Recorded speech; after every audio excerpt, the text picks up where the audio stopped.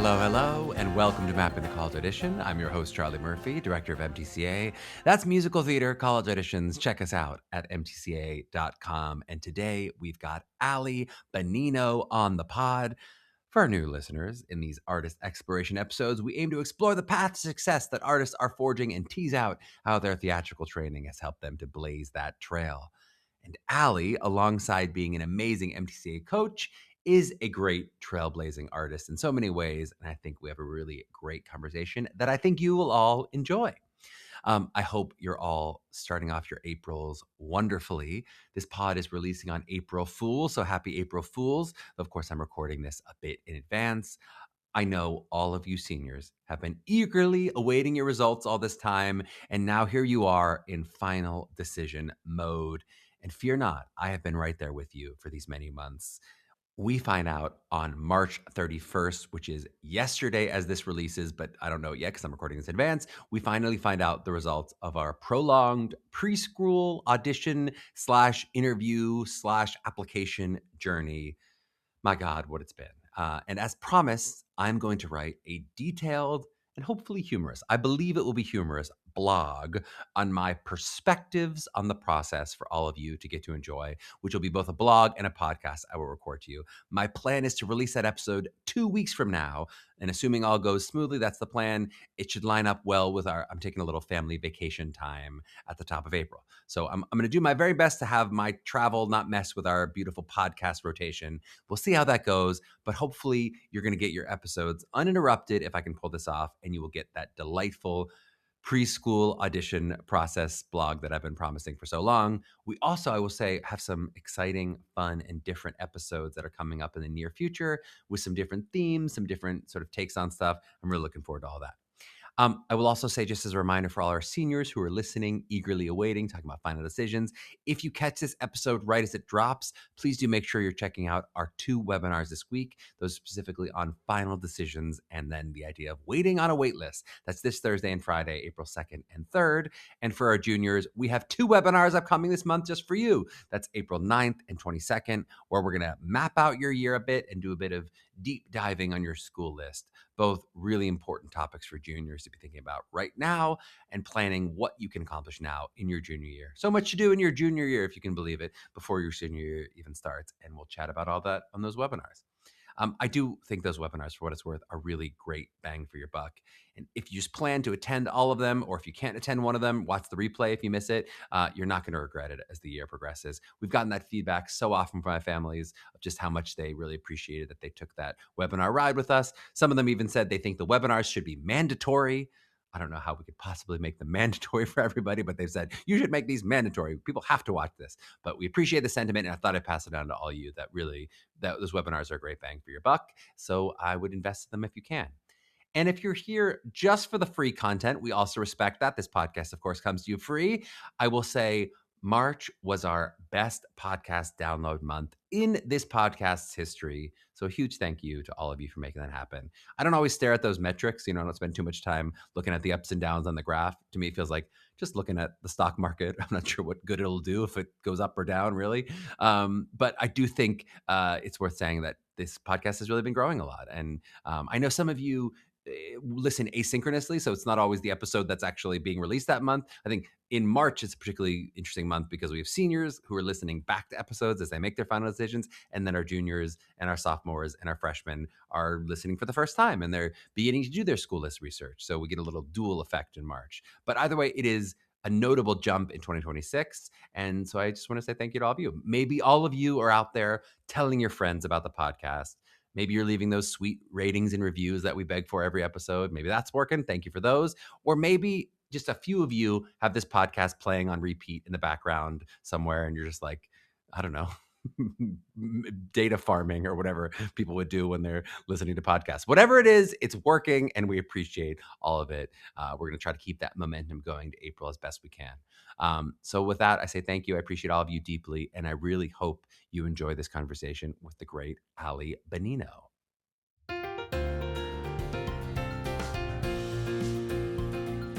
Well, we are so excited to be joined by Ali Bonino.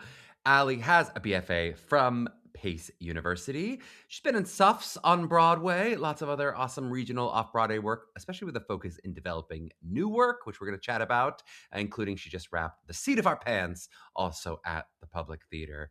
And most importantly now, Allie, an MTCA song coach, which I've wanted to have you on the pod before you were an MTCA team member as just the admirer that I was of your work. But now we get the double bonus of you as an MTCA member as well as all the wonderful career stuff you've had. Allie, welcome on the show. How you feeling today? I'm so happy to be here. What We're a happy to have you. treat. It's My a treat, goodness. a mutual treat. Let me start you off with, can you give everyone just like a little update to like, give me the 60-second version of Allie's life up to your high school journey. Because we're going to talk through your high school, your college auditions, all that kind of stuff. But what do we need to know about young Allie and sort of your Oh, beginning of this journey? goodness. I was in casts for most of my childhood. I am so clumsy. So most of my I did not childhood expect casts to mean injuries. casts. I was No, like, yeah. we Oh, all but were, see, Allie. it's We're funny. It's actors. funny. That's funny, that correlation. I was in a different kind of cast. No, I was so clumsy growing up. Like most of my childhood photos, there is a cast on some Uh-huh. part of my body. I actually didn't do a ton of theater growing up. It was more geared toward like voice lessons and Recovering from injuries. recovering from a lot of physical therapy. Um, but yeah, I didn't really start to do theater stuff until I guess fourth or fifth grade, which I guess is still pretty young, but Yeah. like I definitely wasn't one of those kids that like, from the second I could talk, I was like singing and doing all that stuff. It was kind Yeah. of a slow burn into it. I Yeah. love it. And talk to me about you at 16, 17, or maybe earlier. When did you decide, hey, I'm going to do this from a college perspective? Yeah. I don't think it was until honestly I was 16 or 17. It didn't occur to me that this was something that one could actually do, Yeah. even though I spent so much of my time listening to cast albums and I was such a fan of Broadway and of the theater community. It like didn't click for me that like, oh no, I could be one of those people Yeah. until I think I was maybe 16. And there was this amazing, I did theater at the Hart School of Music. They had Yep. an incredible community division, this program called The Company, and they really treated us like little professionals. We put on full shows. It wasn't like the Hmm. junior version. Like I did Titanic when I was 12 and I was Ida Strauss. You know what I mean? Hmm. We had a really great education to that. And then for their high school students, had this amazing program called the Summer Vocal Institute. And that was the first time meeting professionals who came in from New York, who were our sort of adjunct teachers. Uh-huh. They were like, hey, so have you thought about going to school for this? And Yep. I was like, no, I hadn't thought about going to school for this. And then that sort of shifted everything. And I'm so, so grateful that that happened. I love it. Do you remember a lot of your college audition journey? Do you remember your process? Do you remember how many schools you applied for? Were you looking specifically for schools in New York City? Do you kind of remember that basics for you? Can I tell you? And I feel like you're going to kick me out of MTCA Oh, I can't wait. for this. Literally, our last interview was a job interview. He was like, this is an interview. I want you to know I'm applying via the podcast. And now you're going to someone's going to get hired and fired on the podcast live. I like it. No, they can take my spot after I tell But you this. I only applied and auditioned to one school. Allie, I only applied and auditioned once. Okay, We're fine. okay, okay, Welcome. You're in a safe space here. okay. Everything's okay. I didn't know because like, I mean, also when I was applying to schools, it was in 2006, Yeah, which is crazy because I'm only 20 years old exactly. myself. You don't look a day over 16. So Thank it's you amazing. so much. But yeah, at that time, like I had a friend who was applying to I think 6, and we were like, John, why so many? Like that was John, you're off your rocker. Um, But so was there a backup plan then? Was there or were you just like so confident you were going to get in at that point? I was so confident. Get I out of was town. so confident. Well, because I went to Pace, so I went to Pace, Yep. and academically, my guidance counselor was like, you're gonna get in, like You're going to get in academics. you're Yeah. fine academically. And then I knew some of the professors. They were some of the people who had come into Uh-huh. this summer vocal thing. You had a little So confidence. I had a little Yeah. confidence. And at that time, 15, 16, it's a hard age. It's a Yeah. very hard age. I had a lot of anxiety. I was overwhelmed by this process. So to Yep. sort of have it be like there is a very clear path through this, Yep. I was like, I'm gonna do that. I love it. And so if you hadn't gotten in for whatever reason, you would have attended Pace, you think, academically, or would you like, what would have Oh, been the I mean, options like for you? I know that I wanted to be in the city. I Uh-huh. wanted to be in the city. The other schools that I was looking at NYU. Mhm. Um, what else were they looking at in New York City? Wagner, which is Uh-huh. technically Staten Island. Yep. But like I knew that I wanted to be here. Yep. And was that because you wanted to audition immediately, or you just wanted to I just growing up loved New outside the city, you wanted York. to be at the city? Yeah. Yeah, I love New York. I visited it Yeah. a bunch when I was growing up, and I was like, I always felt very at home here. It always felt very much like, oh yeah, I get Yeah. the pace of this city and the way that it You get the works. pace. You got cast and cast, you got pace and pace. It's fantastic. Well, I love it. I mean, talk about where we are in 2026. I mean, the number of students I just was telling the stories and that are finishing the sort of unifieds tour of the number of Mhm. students who are applying to 40, 50, 60 schools now, which just seems we are now saying that is insane. Nobody recommends that. That It's is too your much. anxiety if you're doing Yeah. that many schools. Yeah. But coming from a place of it shouldn't be one. It can't be one. That was too risky, Allie. We agree. Um, I love it. Well, how did your parents feel at the time? Were they just like on board, or how was your relationship with So them? down to clown. Yeah. They were so supportive, and to this day are still so supportive. There was never a moment where they were like, but what if you minored in something as Uh-huh. well? Or like, what if you considered this? Or are you sure you want it? Like, they were always just like, yeah, we're here for you. We'll make it work. That's awesome. And I'm so, so grateful for that because it makes a Awesome. huge difference. All right. Well, so tell me about your pace experience. You know, as much as you're comfortable talking about, sort of, at least publicly, in terms of the rockiness or potentially of the Amy Rogers era.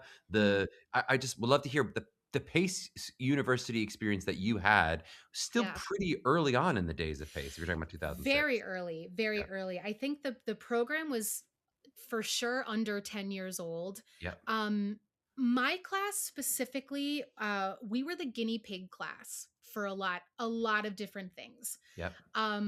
There was a lot that they learned in the years before we got there. My class was also huge. I think they accepted like 30 Uh huh. students and I think 26 of us ended Uh up huh. They were going. accepting 30 to yield 16 or something, and they just yielded too 100%, but many. it was Yeah. also the year that NYU was no longer a BFA program. So everyone was like, well, Pace is the only BFA in the city, so Mhm. we'll go there. And we had a huge class, and it was a lot of like, well, we'll try it out with the class of 2011, and if it doesn't work, we'll figure it out for the next Uh-huh. class. Yeah. So there's a lot of my education that and I talk about this with friends who I was there with. We were a little bit like, I don't know. Like I don't know Yep. because they didn't know. Yep. And I think that was, part of the risk of joining a program that was so young. Um and then yeah, there was a lot of other stuff that like we don't need to get into it, but not great. Yep. Some not great stuff that happened. And on the flip side, they had this incredible new works program Yes. that it was I believe one of the first in the city for undergrads to be doing.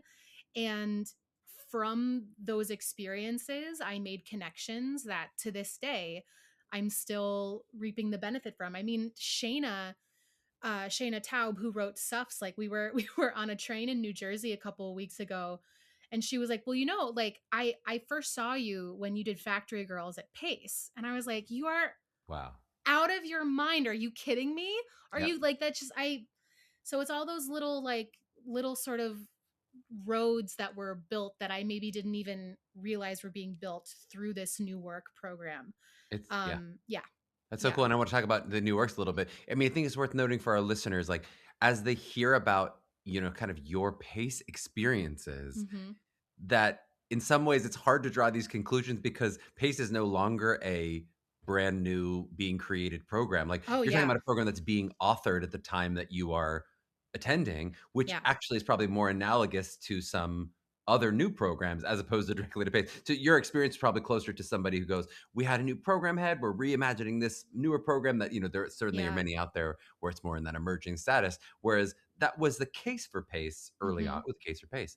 That would have been in those early days. Certainly had prestige and reputation behind it, but still felt like, ooh, what's going on over there? Something's being created over there. Where Yeah. now I think people attending Pace feel like, well, this has been established and it Yeah. is what it Yeah. is. It's and the program now, it's so strong. My friend Amanda Flynn is one of the heads of it, and she's just remarkable and doing so much outreach Ali, for let's not not. pretend like these podcast guests didn't just hear Amanda Flynn last month on the I very mean, pod. so They've heard you her, know, know her, so of you course. know, you know Amanda Flynn, but she's doing so much work, and the thing that I mean, I respect her for so many reasons, but um she's really also making an effort for some of the alumni who did not have a great experience to Uh-huh. make it feel like Pace is now a safe landing zone for That's them, which really is cool. really really special and really important. But I always joke that, like, if I auditioned for Pace today, I don't know if I would get in. They're so, the bar there is Yeah. so incredibly high, and Yeah. the caliber of work that they pull out of their students, is really really something to marvel at. And they also have this beautiful new building. Like, we we always joke, we had three practice rooms Yep. and one rehearsal space that was also just like a common area. And now they have a whole building, Gorgeous facility. Yeah. and they have a gorgeous facility, and they have a brand new theater being built at the Yep. school. So it's like it's really, they're Amanda really has laying promised down us some. a visit this summer with the hard hats are coming off, and we're going to I see a can't beautiful wait. building. We can't wait to see it. I can't wait. I love all of that, and I think yeah, it's really well said. I mean, I do think now if you're auditioning for Pace, of course you would get in, radical talent that you are, but it would be even riskier of a one school if that was Yeah. your one, without a doubt. 100%. Yeah. Let's talk a little bit about sort of graduating, Hmm. hitting the ground running, and we're going to talk a little bit about the industry on the second half more in terms of your industry experiences. But I'd love to hear, like, going to a New York City school, having people see you when you're in shows. Then how does it work with, like, all right, now you're showcasing, you are exposing yourself, maybe not for the first time, to some of these agents, or in some of these casting directors may have seen you and stuff before. How did that integration into the business happen for you? Yeah, I don't want to say it was like a seamless integration, because you do go from sort of being in this safe world of school to suddenly, like, I'm really on my own. Yep. But having lived here for 4 years, I definitely felt like I had a leg up. I understood how the city worked. I understood the subway systems, which, Yep. like, a lot of friends moving here, like, that was a whole curve that they had to Yep. deal with. And also, the thing with Pace was that they let us audition in, like, for real world Yes. things. They just, their one thing was that they wanted us to let them know if it was happening, because they would help coach us, or they would, Mhm. talk us through it. So when I graduated, I'd been on a couple auditions. I'd been inside of that world already. Which, again, it's like, it was a small taste of a much bigger pie. But, like, I didn't feel so shell shocked Yeah. leaving the school, which was something that I hadn't really considered when I knew I wanted to come to the city. It was sort of something that revealed itself in time. Yep. But it is for sure, really something to think about. Like, if you are ingrained in a city already, when you have the sort of safety net or bumpers of school removed, you have a Mhm. little bit of a better understanding of how things work. It's so well said. Yeah, we so often talk about both the pros and cons of, especially New York City schools, any city to Hmm. some extent, but especially New York City, in terms of you know, the idea that you could have a eventual Broadway composer writer see you in a sophomore year show. Of course that could happen if your classmate is a composer, right, or whatever. Yeah. But at Carnegie Mellon, I'm like, we weren't being exposed to the industry; we were being exposed to the Yeah. Pittsburgh Post Gazette. You know what? The people who were seeing us were not going to be like, and there was the mini versions of that. We auditioned for TV shows that came to Pittsburgh. It wasn't Hmm. nothing, but it was a very different experience in terms of feeling that level of exposure. I mean, so many people talk about the edge they feels like it was skipping that year of grad school of learning in New York City that you've already had. But then Yeah. also the flip side could be like, if you want the safety and not feeling like, your classroom shows are going to be seen by agents and stuff, Yeah. that is its own thing too. Yeah. Yeah. I Yeah. think I always, I've learned this about myself. in the last, like, you're always learning and growing, but like something that I've really come to know about myself is like I really thrive in high pressure situations. I think all of us in this industry in some way do, otherwise we couldn't do it. Yep. But I really love and thrive sort of being under a microscope and like knowing that, oh, Mhm. this person's here. Like if I'm in a show and someone's like, do you want to know who's here? I'm always like, yeah. Like Uh-huh. I love that. I thrive under it. And I think, I was a freshman at 17, so I was young. Yeah, But yeah. like I even subconsciously there was a thing of like, okay, yeah, let's go. Yeah, But let's you're a do it. pressure makes diamonds kind of person, not I'm Yeah. gonna crack or break under. Yeah, no, no, Yeah. no, very much so. I mean, I wonder what I would be interesting poll of, like, all working actors of how many people wanna know versus don't wanna know. I I was find like, it's very split.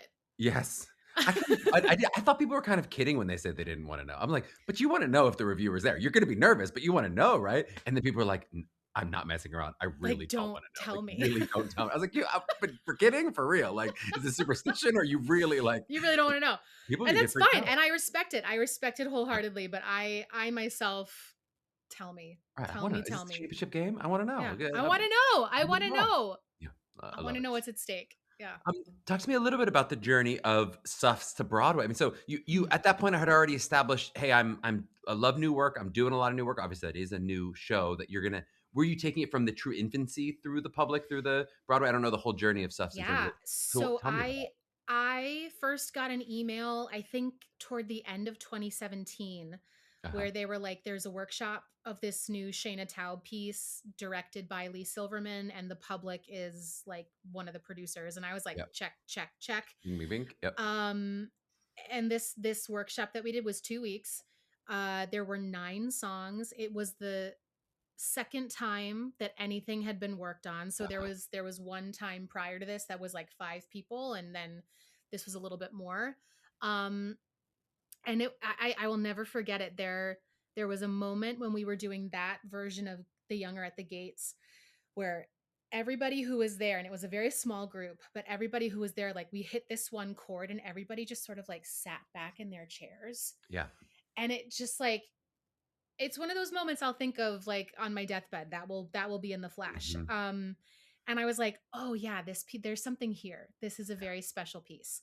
And then I was just very lucky. They kept asking me back and kept developing it, and I bounced around in the cast a lot. I was a bunch of I wasn't always Lucy. Uh-huh. Um, and then we were doing act 2 for the first time in the summer of 2019, and my phone rings at like 10:30 at night, and it's Lee.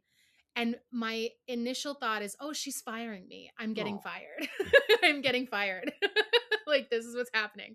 So I was like, you can ignore it and let it go to voicemail, but she's not going to fire you on voicemail. So you're going to have to wait all night and then call her tomorrow. Just answer the phone. So I answered, and we like, we just shot the shit for a little while. Sorry, can I swear? Sorry. Oh, too late now. Yeah, We sure. spoke E-tag. for Mm.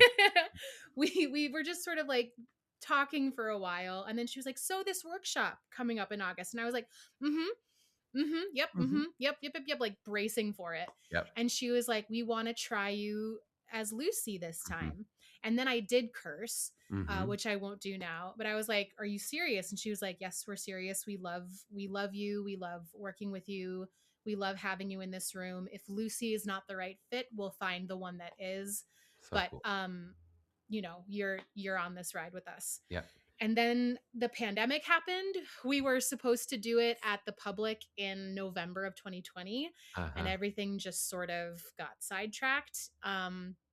But the public was, every couple of months they'd be like, we're still doing this. It's like we're pushing to come back so we can do this. Yep. And then the run at the public happened, and then we were like, okay, we'll see. Yep. And that was in the spring of 22. And then in the summer of 23, we did one final workshop that was kind of like, okay, we're either going to get the green light and do this 8 times a week, or like Uh-huh. this was it. Worth it. Yep. And then, very, very fortunately for us, it went the way we wanted it to. And then Broadway, which was nuts. Nuts. I mean, that is obviously the best conclusion of, hey, a 2-week workshop is that it turns into a show at the public, which obviously already had the public attached to that first workshop, but Yeah. then also goes to Broadway. I mean, the number of things that are heading to Broadway that don't actually head to Broadway, that don't Oh actually make it yeah. there, you know. But Oh I yeah. kind of I wonder. I mean, you are at that time, in the trajectory from 2017 to ultimately it's going to 2023, 2024. It's going to come to Broadway. Mhm. Yeah. So you're watering a garden of many different seeds, right? I mean, Oh so yeah. how are you sort of juggling? Because I think a lot of actors, just that time horizon and sort of holding on to these projects, which you hear actors go, "Well, this is in the can. How's that going? Yeah.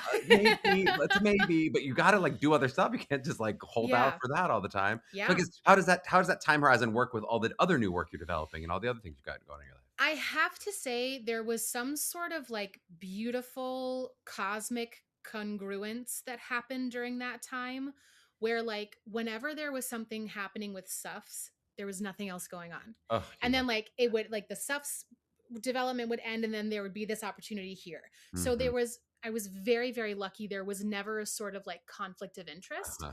because it is that thing of like, am I going to turn something down for a project that might go Mhm. or might not? Mhm. It's so hard to know and to navigate, but it really, looking at that like 7 year span of time, it really just sort of everything aligned in a beautiful, That's awesome. beautiful way.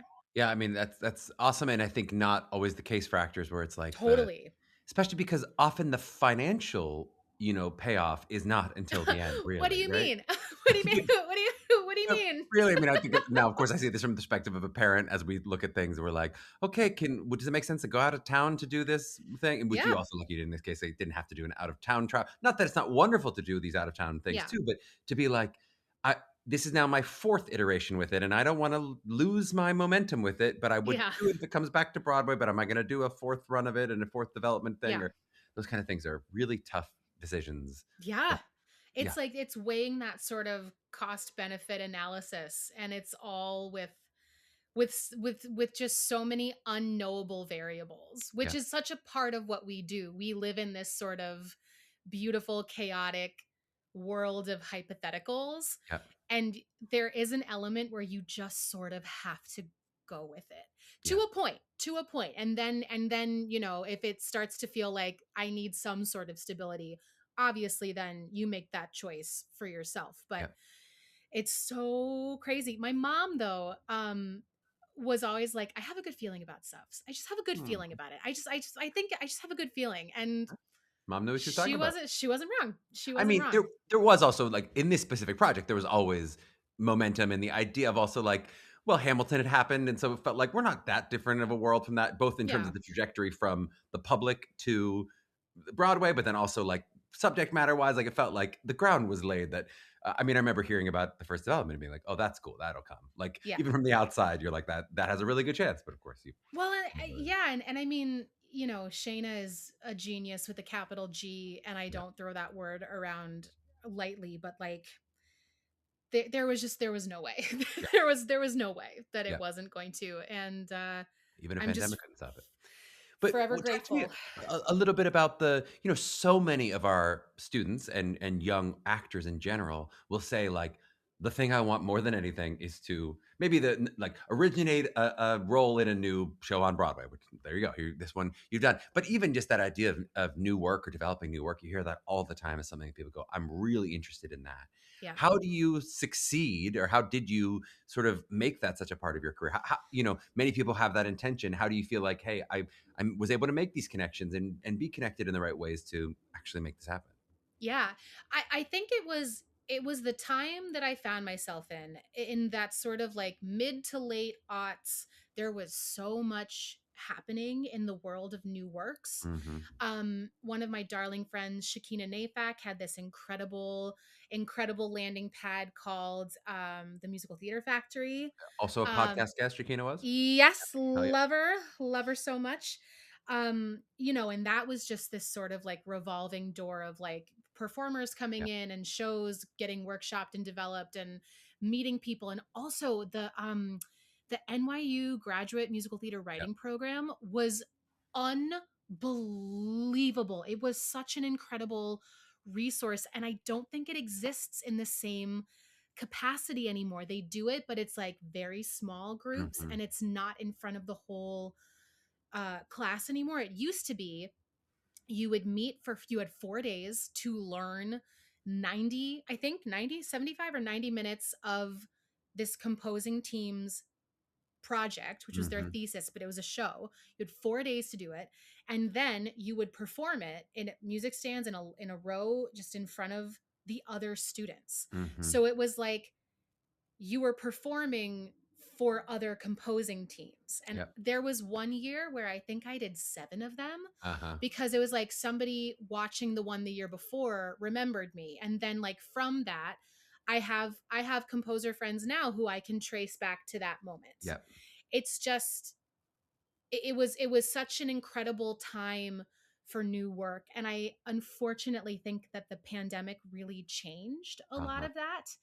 And now it seems like the way to break into all of that is through social media, which on the one hand, I'm like, it's accessible. Yep. Anyone can have an account. But on the other hand, I'm a little bit like, oh God, Yeah. is this where we are right Yeah. now? Well, I mean, I love that sort of strategy of how you were able to get in front of them. Do you think there's anything about you as an artist, whether it's about your training or about just like the way that you approach the work, that Mm. made someone go, I remember Ali from that one before.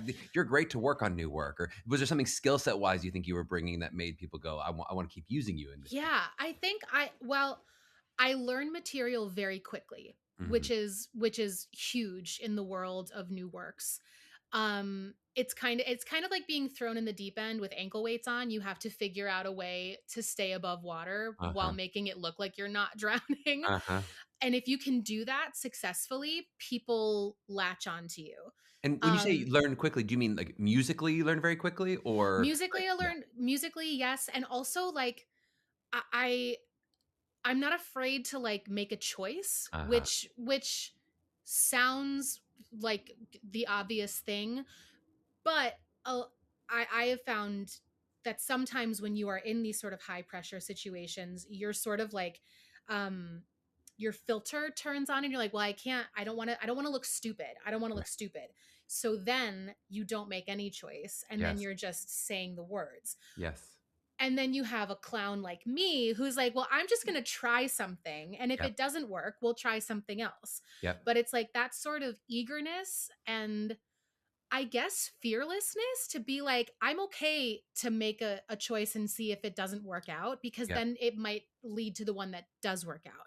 That's more exciting, especially for young composers who are still also trying to figure out Mhm. what it is. They would rather have people making big choices than somebody who's just going to do it and read the lines and be very safe with it.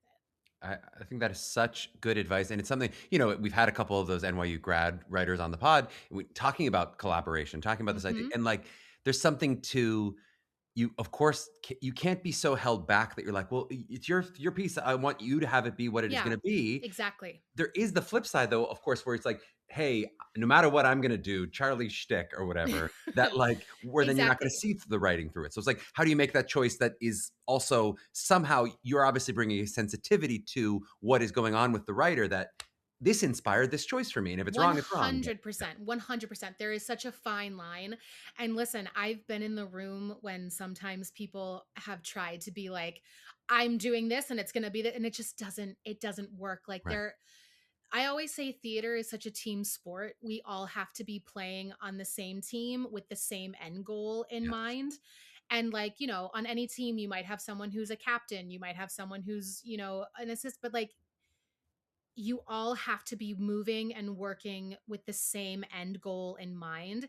And sometimes it means that your ego has to take a step back, Yeah. which is hard for a lot of people in Yeah. our industry. But I have found that the most successful rooms that I've been in have been predominantly female rooms and rooms where there is this sort of greater understanding that we are all a part of something, Yes. and I will bring my special sauce to it. I will find a moment where I can do something shiny, but then I will let other people shine in what ways they do, and I will let the work shine as it needs to. Yeah. That's when it's the most successful, I Uh, think. That's so well said, and yeah, I mean, I think not surprising to hear that that is more common in female-led rooms. The Yeah. sort of lack of ego that it's putting aside your own ego for the greater good, which feels like a very feminine quality, whether that's in a male or female identifying person, for you to be able to say, "Hey, I'm," and there's also a beautiful vulnerability to say, "I'm going to make this bold choice based on what you've written." And I might fall on my face, right? That in some ways, like I might end up looking kind of bad Yeah. based on what you wrote, but it's a get generosity to show that Yeah. versus going, I know I can make it work if I change it or I turn it into my thing. It's like Yeah. you can do. I know Charlie can be funny, even though it's like, but that might have been how Hannah was being funny or whatever. It's like, and then yeah, that's so well said. Let's take a short break, and on the back end, we're going to dive into some questions of type and other some. We're going to return to some previous podcast topics. Back in a flash. We are back with the amazing Ali Bonino, and we're going to circle back. A few runners recently we've been circling back to. We a couple years ago did a kind of 3 or 4 episode runner on type. We've been recently doing this runner on sort of discovery and authenticity, and kind of circled back to that recently. So, but I want to come back to this question of type because as I was prepping this episode, you put on your website. I'm going to read this quote. Let's work together to break the old constructs of type and build something new, original, and impactful. What a great little mission statement you have How there. dare you quote me back to I, me, but I it's in stand by it. gorgeous blue text. I see it on my paper. Thank you. Um, but as our regular listeners will of course know this, they've heard it many times. We talk about sort of type in the college process, and certainly in 2026, we have reached a place, I think, beautifully where it is about openness and creativity with what you choose to bring into the room. That's Mhm. going to be embraced from the college perspective. Schools want you to walk in and not define yourself by an idea of type, but who do you think you are? Authentic person. We've heard that a million times from the colleges, et cetera. I think that's where it really has changed from maybe 10, 15 years ago. There still was like a conversation of where's the college process ready for that now. I feel like that battle has been mostly won. But I would say in the professional world, it seems to me like that is a battle that is being actively fought. Like Mhm. we're having that conversation. It is a different professional world than it was 20 years ago, from my perspective. But there's still some ground to cover, and there's still, I think, uncertainty, and we're not necessarily at a uniform place. So there's my preamble, my Yeah. pre-philosophizing to that. But I'd love to kind of hear what did inspire you to put that, and what are your thoughts in Yeah. terms of type and things like that. Yeah, I mean, listen, I always say I'm built like a sequoia. I am tall, I am wide. I am a big girl in this industry, and it's been, I don't want to say a challenge because, well, it has. It's been a challenge. It's a, I exist in a body that this industry sees in a very specific way. Mm-hmm. The problem with that is that my voice does not support that. Mm-hmm. I have the voice of an ingenue in the body of a character actor. And Mm-hmm. it's tricky sometimes to get people to see that come together. On a project like Suffs, it was never once discussed. It was not a thing. They made a point to put on the poster the girl in the blue dress is plus size, and Rachel Sussman, who was one of our producers, was like, it was very important to us that that was represented. So like Uh-huh. we have change makers in the industry who are moving toward a more diverse in every aspect of the word. Um, you know, a community, and at the same time there are still so many hurdles to Mm-hmm. overcome. I think in this current Broadway season there is one plus size body Mm-hmm. on stage right now, which is just crazy to me, since I believe the national average is a size 16. Uh-huh. Like we are not a tiny Right. nation. And what an incredible opportunity we have here to let people see themselves fully reflected on stage. That's why when we say representation matters, it does. Yeah. It absolutely matters. So my little mission statement is really more of a calling in, Mm-hmm. and a hand out, and a little bit of a gauntlet thrown to be like, yeah, we are casting this. Why does it have to look this way? Why does it Mm-hmm. have to be this body or this type? um I think we are seeing in the regional circuit specifically, we're seeing a lot of openness to this, Yeah. which is really exciting. But it still is not quite breaking through on Broadway, and Yeah. it's really unfortunate to me. It's such an incredible it's incredible an incredible missed opportunity to sort of still have this antiquated idea of what things could be and how they could look. I always say it's like I think about this idea of like the suspension of disbelief, right?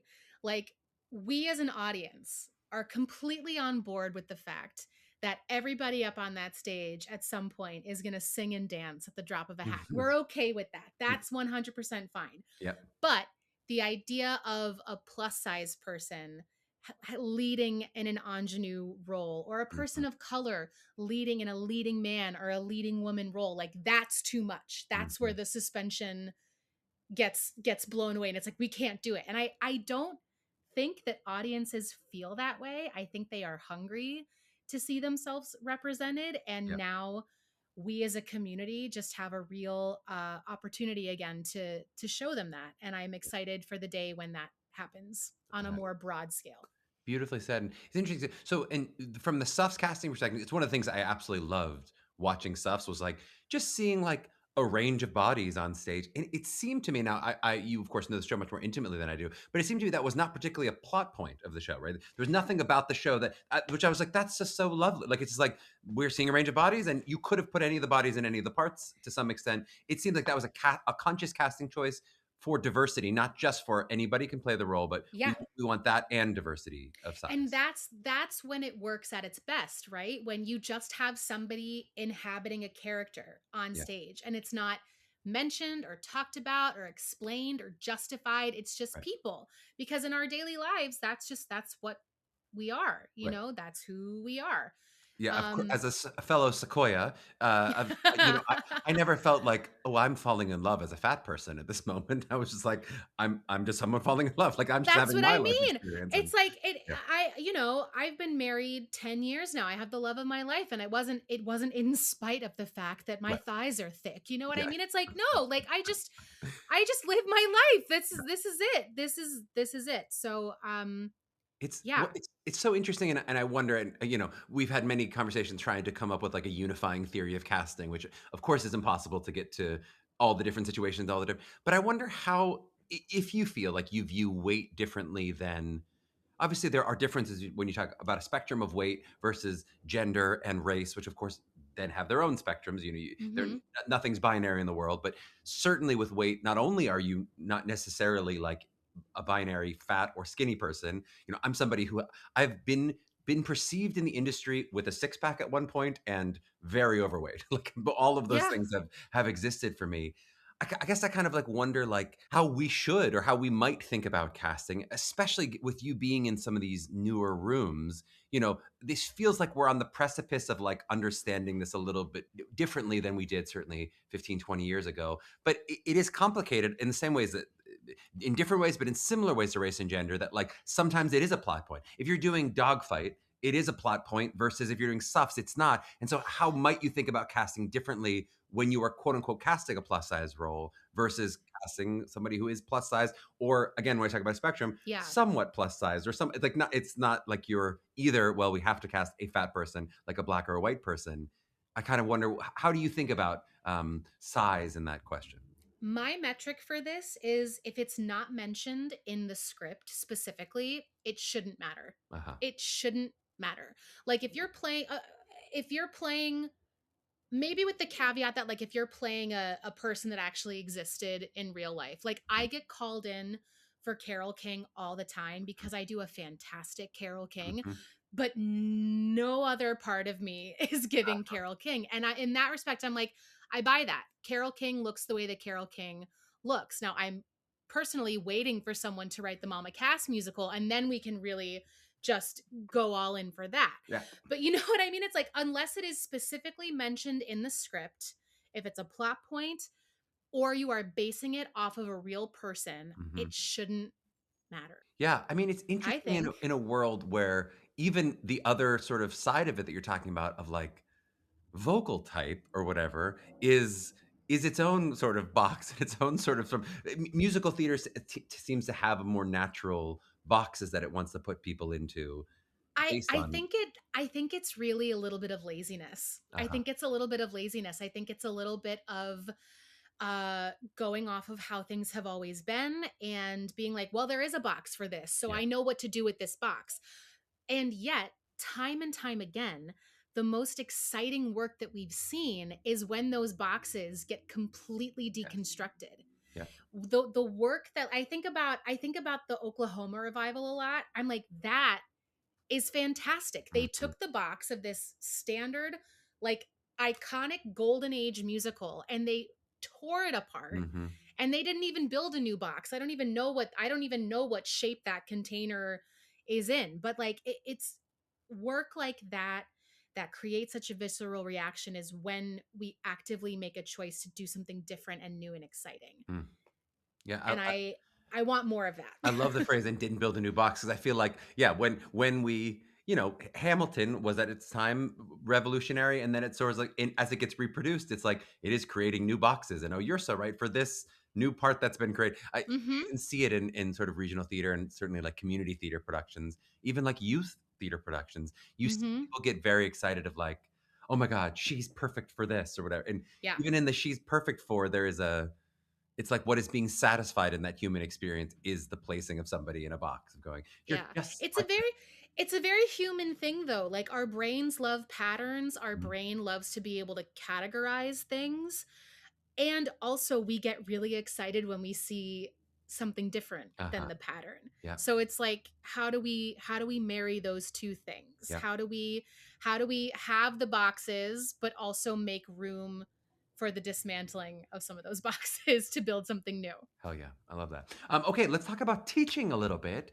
Okay. So first off, unfired as you are, I'd love to hear like what drew you to teaching in the first place? What do you love about teaching? What's your favorite thing maybe about teaching and maybe especially this age group? Yeah, I the thing I love most about teaching is really it just gives me an excuse to talk about theater stuff. Hmm. It's my this is my favorite thing and it's talking with other people who have an intense appreciation for it. I mean, Ann Nathan, who is now like becoming a real buddy of mine, like we'll just gab about like song rep. It's Yeah. great. I love it. Yeah. And She texted me also, at the beginning of this podcast of all things. There you go. did she And shut up. see? She leaves me 20 minute She's always here. She's my podcast inspiration because she leaves me 20-minute voice memos for as her, like she'll be like parking her car and leaving me long life voice memos. I'll be like, Anne, this is who's got the time for this? Anyway. But I love it. I love it. Like that we have like such a great back and forth, just like talking about rep and like song cuts, and it's so my bread and butter, and I'm so glad that I have this like landing pad for it. What do you And feel then like? Is there something that has been a learning for you in, especially like diving into this group of students? Like, is there yeah. something that maybe you've learned from the experience of working with students, like learned from them, or from as you've sort of re-dived into this college experience that you yourself went through? What do you feel like you've learned? What surprised you? What's been new to you?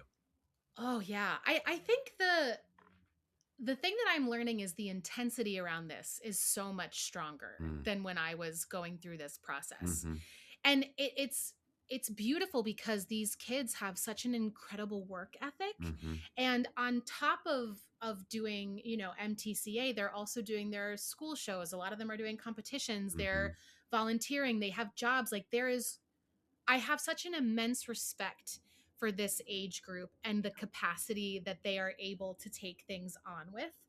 And also, like, sometimes I do feel a very strong need to be like, hey, have you had water Yeah. in the You last taking day care and of a yourself? half? Like, Yeah, yeah. are you eating? Like, have you slept? There is that element as well. But it's such a hard age. You're not a kid anymore, but you're Mhm. not an adult, but you're not being treated like a kid. You have all this responsibility, but they don't take you as seriously as an Uh-huh. adult. It's like it's such a hard age. Yep. And I mean, I can only speak for my group of students, but they are all navigating it with such grace and curiosity, which Uh-huh. is wonderful to see. Um, and just like a real eagerness to learn and grow and absorb, Yeah. which is really fun to see. That's beautifully said. And I think so often we'll talk, I think, sort of. like an old person generationally, I'll talk about the ways in which they feel really young. Like I'll be like, oh Yeah. man, back in my day, we used to do this. I've been down to school every day. But like that there was a I don't know who that voice was. I Um, liked it a lot. We're gonna yeah, we dive have to into get that diving into later. that. That'll Yeah. be another hour of therapy after this, where that came from. But then we talk about the ways in which they're younger in some ways, but also then in some ways they are so much older and more mature than, I mean, in Yeah. so many aspects, I'm like way more capacity to handle things than I had at 17. Well, and I Wow. also think this generation has such incredible access to a whole vocabulary of expressing what they need. Uh-huh. And it's not necessarily that like at that age I didn't know what I needed, but I didn't know that it was okay Uh-huh. to say what I needed. And this generation will be like, "Hey, I need this," or like, "I need to do this," or Yeah. "I'm going to do this." And it's just like, "Yeah, Yeah, like that great." took me 3 years of therapy before I could possibly And say like that. and honestly like as an adult now some days I'm like, can I say that though? Yeah, Like yeah, can yeah, I'm sorry, can I say this? And yeah, they're just like, this is what I need. yeah. This is how I need to do it. And it's really inspiring. Yeah. It's really inspiring. Is there something that you feel like, do you have a lesson that you feel that you are often saying to your students, that you're repeating on, that's you've got on repeat, or that maybe your favorite like bit of, whether it's advice or a bit of learning, or where you go, hey, when I do encounter these students, the thing I'm often helping them to is this. Like, is there something that you're working on them to get to? Yes. I think I've noticed this real trend with kids this age where there's a real desire to do something like someone else. Like, well, Mm, I heard someone do it this way. mm-hmm, And I'm like, "Great, but now show me how you do it your way." mm-hmm. Like I want to see your version of that. Yeah. I want you to be authentic to you because at the end of the day, if you're trying to get a riff or a run or a tone just like someone else, it's never going to be that. It's always going to be a lesser version of that. So why not then channel your energy as opposed to having like a 70% version of an imitation? Mm-hmm. Why not just have 100% version that is 100% you? And how do you help them do that? So if I'm a student and I hear that and I go, "Oh God, you're right, Ali. I am impersonating this YouTube video." Oh God, what is Charlie's version? How do you help a student find their own authentic version, their own Through self? very silly physical things. Like there's a lot of like arm swinging, we do a lot of squatting. Uh huh. We do a lot of ways to just like get you out of your head and into your body. Mm-hmm. And it's amazing cuz they'll do something and then I had this one student the other day that like hit a note that they'd been trying to hit but they were coming out at the right and like Yeah. they did it and their entire face lit up and I was like, "Yes, and that was you. That came from you because you found a way through that was Mm-hmm. motivated by something that you had a connection to as opposed to just being like, I have to hit that because that's what it is and that's Uh-huh. how they did it on the recording." But it's like it's a lot of getting them out of their own head and Yes. just dropping them into their body, sort of like turning on the lizard brain Yes. where it's like it kind of goes back to what we were talking about in the first half of that like sink or swim thing. It's like you have to turn your brain off and just remember how to kick your legs. Yep. It's so, And then once you're like, "Oh no, I know how to kick my legs." It's like, "Yeah, of course you do." yep. Of course you do. You It's so always did. it's so well said, and of course, now I relate everything to parenting because I have a 4-year-old. But I was this weekend at a 4-year-old's birthday party, and I my was at a 3-year-old's birthday party this get weekend. out of town. Well, that's So much we're, energy. we're so cool. You and me, we'd stay Yeah, at a man. birthday party. Yeah. I played with so many trucks, bro. We had a great time. My daughter's pretty shy and pretty. I'm trying to use that word in front of her, so don't listen to this soul. But she's is reticent to socialize at times, and she clearly so badly. Like all the kids were like running around, like throwing a balloon in the air, kind of playing tag, but not really playing tag. There was some sort of game happening, and she was like clinging to my leg, but she definitely wanted to join in. And she was like, "I know how to do everything, but I don't know how to join in." She's like, Ugh. I don't know how to join. And I want, but when you said that physical thing, like I literally at one point was like, just gave her a push. Like I was like trying to Just be go. like, just, Just go. just run. Once you're in the circle, once your body's in the circle with everyone, you'll be fine. And then of course Yeah. she was. Once she was like Yeah. in the running around, I was like, I promise nobody, everyone else Yeah. seems like they know what they're doing. I promise they don't. Nobody does. We're just Well, balloons. this is also something I say to my students all the time. I'm like, what's the worst thing that could happen Uh-huh. in this space, in this like Yes. teaching space that we're in together? What's the worst thing that could happen? Yeah.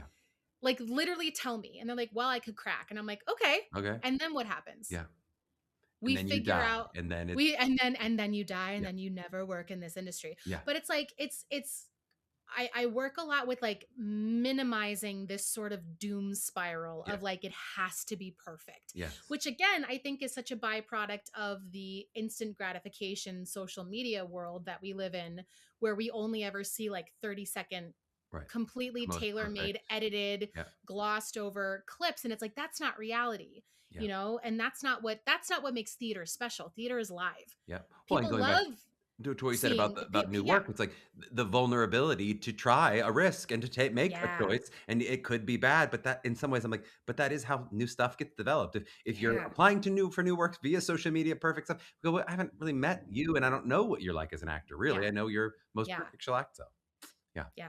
All right, let's move toward wrapping. And we always wrap with a little bit of advice. If there is somebody out there listening who just thinks Ali Benny knows the bee's knees, which I imagine many of our listeners do, and they go, I would be interested in a career, of course, my own authentic career, but a career like yours. I want to, what Mm. advice would you have to that listener, that young listener, about how Mm. they could follow in somewhat your footsteps?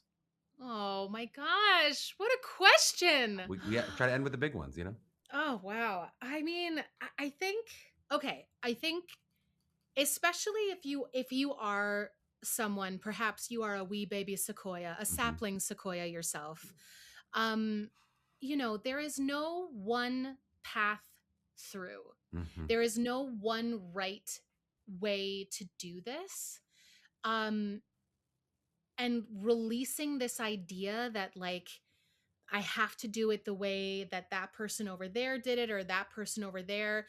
You are on your own path and it is beautiful and it is important and you are worthy of being on that path. And there will be people who will try to be like, yeah, but what if you did it this way? You just have to stay true to yourself because, again, you are the only you. You are the only one.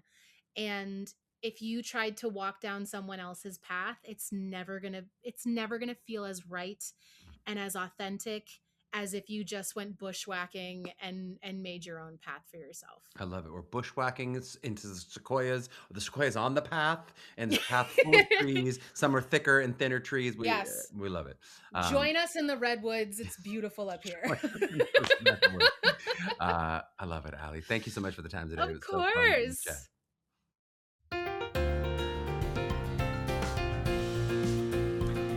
Yes, yes, yes. Great conversation with Ali there. I am just a big fan of hers. This really cool thing happened a while back where like people would come in to audition and interview for MTCA, and I would just be like, God, we are so lucky. I'm a fan of this person and they want to work for us.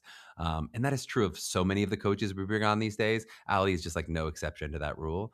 And I will say, I feel very proud to have created a team with a strong enough brand and a strong enough ethos that people who I respect so much so often want to work for us. It is touching and humbling and a bit overwhelming at times. So I just really appreciate seeing that integrity kind of reflected back to us in that way from the coaches who want to work for us. Okay. On to some takeaways before I get too misty with all of this. I think I said it enough in the episode, but just worth noting that conversation about emerging programs and what PACE was when Ali attended it, which really was an emerging program at the time. As we do all these end of year consultations with seniors, they're debating this currently with sort of deciding what school to attend, especially as they factor in stuff like reputation when they look at potential emerging programs. And this is really just a great example of that, right? At the time when Ali attended PACE, it was not nearly as competitive as the stats you just heard Amanda Flynn give of 2,000 applicants to yield a class of 20 some. That was not the case in those early years, right? But Ali gets the benefit from that reputational surge as much as anyone, right? That's why I often talk about programs a bit like this idea of picking stocks. You do your best to guess where a program is going to be in the future based on its history and also based on trends and where you see it growing and all that kind of stuff, right? Some emerging programs really do emerge into becoming the most competitive programs. Of course, not that being most competitive is the most important thing in the world. That's not the most important thing. But then some really don't. So you're not. It's going to be you doing your best to go, where do I think this program's headed? And it's not necessarily a guarantee, right? But just interesting to think about that of which programs will be the paces of the world 15 years from now that are still in their emergent state at the moment. And I think we spent a lot of ground on the podcast chatting about these advantages and disadvantages of school in New York City. I always try to caution people who think of it as all upside that New York City is not necessarily the right fit for everybody at 18 years old. But definitely, you're going to hear about some of the advantages from Ali's perspective in terms of like Shayna seeing her in what I think she said was a classroom project. I don't remember exactly what that project was, but it's a notable difference compared to the kind of exposure you might have at other schools, right? Certainly there's the advantage of being in more of a bubble and that it really becomes about the educational experience when you're doing a performance as opposed to the idea of industry exposure, which I do think can tend to make it more effective educationally if you know this is safe, this is just for us, right? But the flip side can be real. If you happen to have a future amazing composer see you in a classroom project, obviously it's not a bad thing, especially if you're doing a good job, right?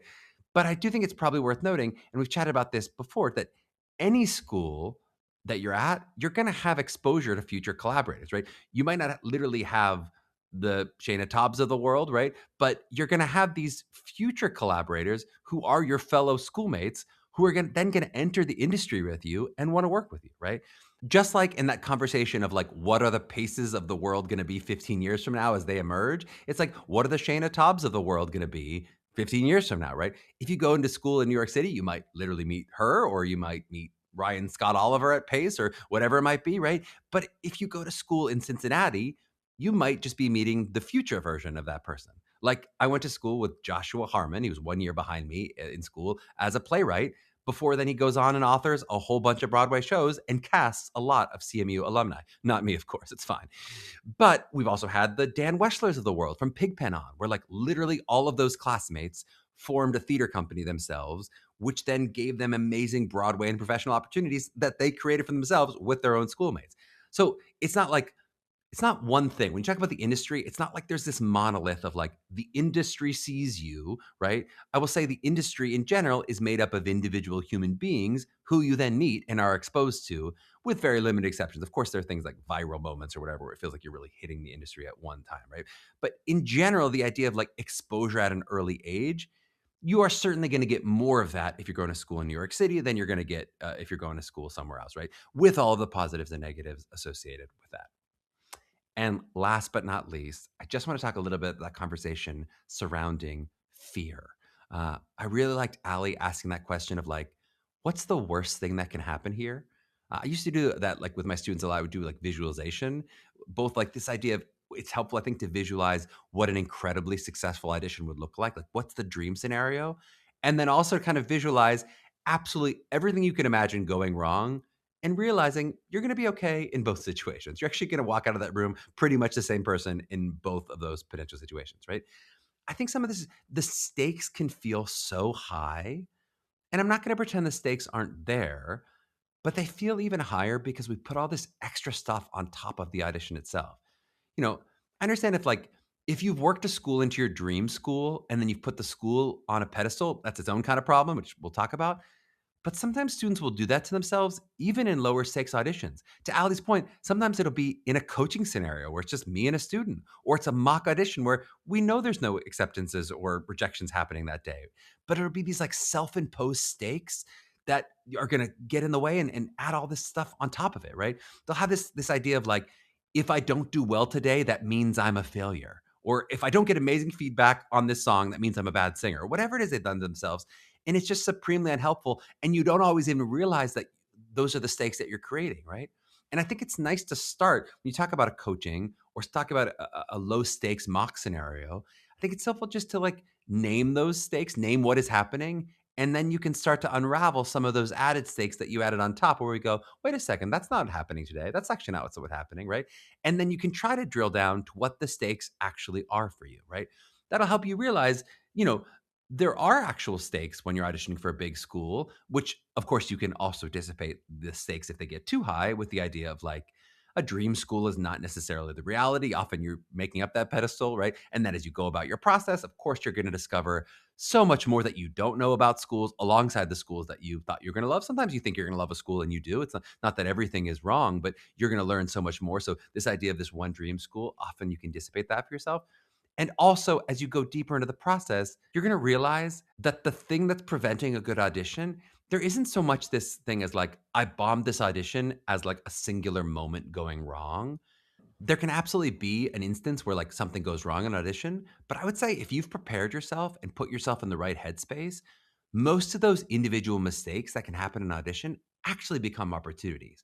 If you crack or if you mess up your slate or whatever it is, if you're present and you're joyful in the audition room and curious to the experience, so often those mistakes turn into a great opportunity to show how you deal with adversity.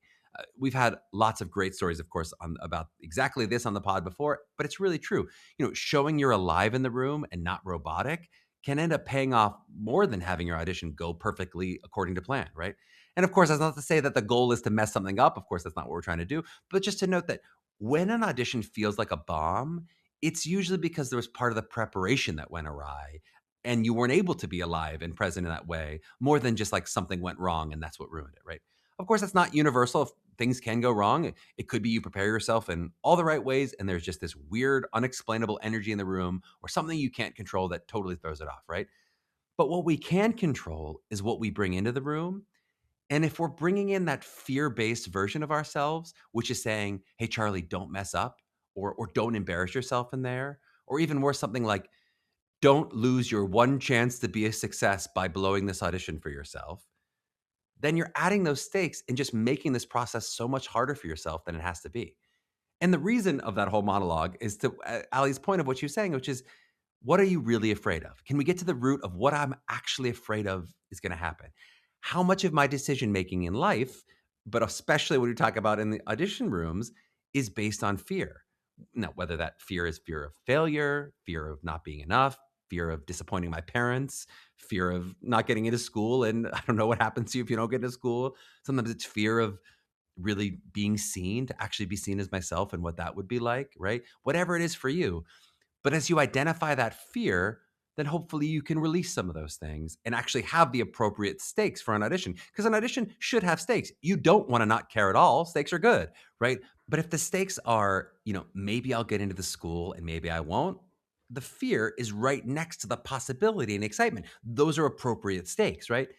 But if the stakes become maybe I'm a failure as a human being if I do a bad job in this one audition, those are not exciting stakes that are fun to play in, right? Adjusting those stakes can then adjust your ability to have fun and play in the room. And we know how essential it is to have a good audition.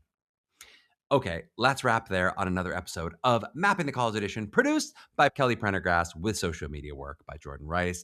Please hit us with those likes and subscriptions wherever you can watch or listen to these podcasts. And of course, a beautiful, sweet rating and review would not go amiss as we keep trying to roll this positive March momentum into April and beyond. You know you can follow us at Mapping the College Audition on Instagram and check us out at mtca.com for help with your individual college process. To my young artists out there mapping their journeys, please trust that you're enough for the right program exactly as you are right now. Now keep striving. We'll catch you next week.